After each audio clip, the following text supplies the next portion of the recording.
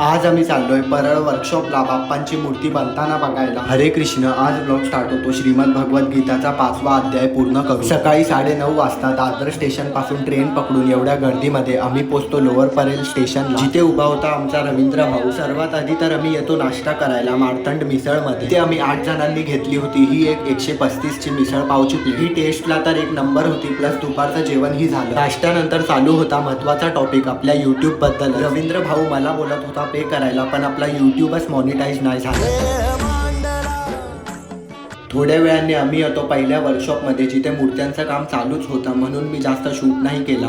पुरे 1 वर्ष होतो वर्षान एकदा हर्ष, गोड अन्नाचा होतो रे स्पर्श, घ्यावा संसाराचा परामर्श। मूर्त्या रेडी नव्हत्या, प्लस त्यांना वस्त्रही नव्हते, म्हणून रेकॉर्ड करणं चुकीचं आहे। चॅनलवर नवीन असाल तर लाईक सबस्क्राईब